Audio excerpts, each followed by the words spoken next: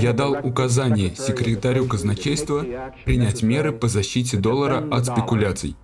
Я дал указание секретарю Коннолли остановить обмен доллара на золото и другие резервные активы. Всем привет, друзья! И в этом видео мы узнаем, как появились первые деньги, какое событие положило начало нашей финансовой системе, которая существует сейчас, и почему биткоин может изменить принцип финансовой системы.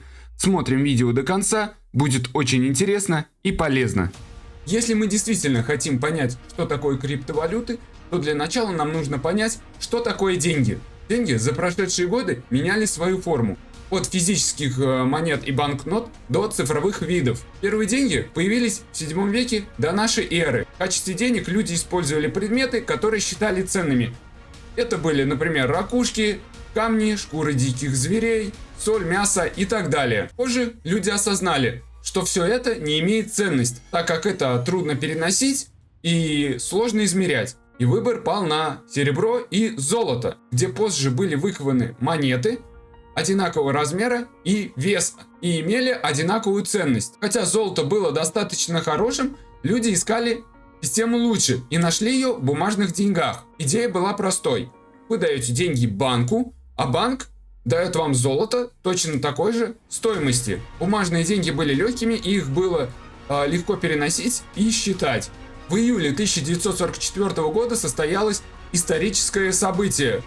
И этим событием была Бреттон-Вудская конференция, целью которой была стабилизация мировой финансовой системы, где 44 государства подписали указ об установлении американского доллара США в качестве мировой резервной валюты, где разные страны мира привязали свои валюты к американскому доллару, так как на тот момент 80% запаса, всего мирового запаса, были в США, поэтому доллар должен был быть привязан к золоту. Таким образом, в мире была создана такая система, при которой все остальные валюты были обеспечены золотом через американский доллар. Но сейчас деньги уже не те, так как обеспеченных золотом денег больше не существует. Это все потому, что большинство стран по всему миру отказались от так называемого золотого стандарта. Бреттон-Вудская система просуществовала 25 лет, пока не наступила та самая знаменательная дата 15 августа 1971 года, где президент США Ричард Никсон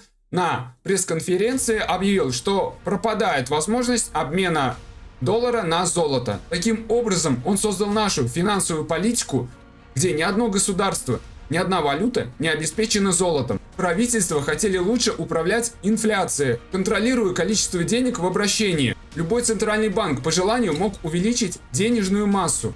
Деньги стали товаром, который стоит ровно столько, сколько люди готовы заплатить за него на внешних рынках. Этот новый тип денег, не обеспеченный золотом, стал известен как бумажные или фиатные деньги. Бумажные деньги ценны только для вас. Вы не можете напечатать новых денег, а центральные органы власти могут, потому что деньги больше не привязаны к золоту. И это дает возможность правительству печатать валюты по своему усмотрению. Такая печать денег вызывает инфляцию.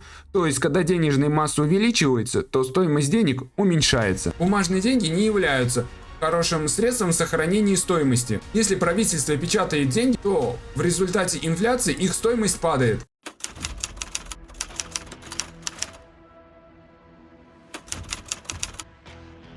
В 2008 году отдельный человек или группа по имени Сатоши Накамото в целях решения проблемы опубликовал проектный документ под названием «Биткоин».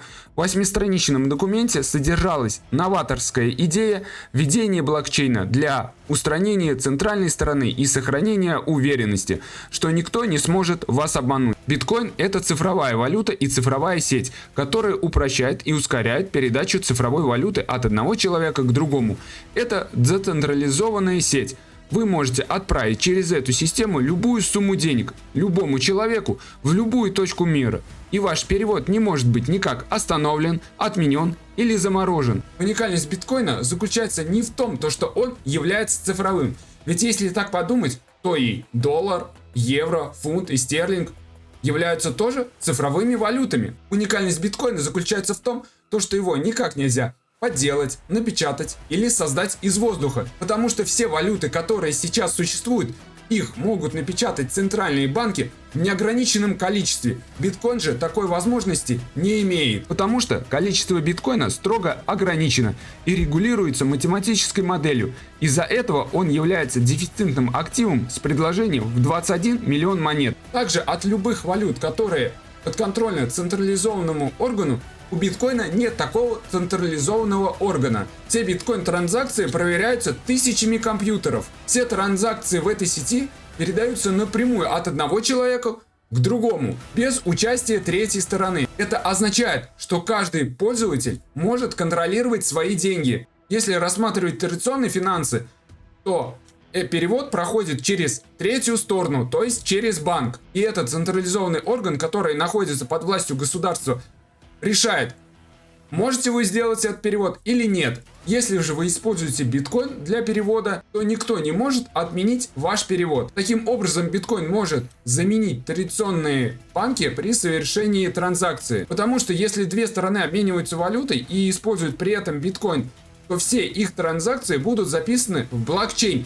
И им не нужна будет никакая третья сторона, которая подтверждала бы достоверность каждой транзакции. Именно этим биткоин и отличается от банковской системы.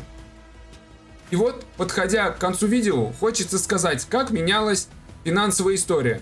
Вначале люди использовали ракушки, мясо, шкуры диких зверей, после этого перешли на золото, потом на бумажные деньги, потом этот тип приобрел электронный вид. И сейчас мы можем вступить в новую эру, в эру децентрализованных денег. Биткоин — это не просто какой-то финансовый актив, на котором люди зарабатывают или теряют деньги. В первую очередь стоит знать, что Сатоши Накамото создал средства не для зарабатывания денег. Он создал технологию, которая стоит на пороге изменения финансовой системы, частью которой мы с вами являемся на данный момент времени.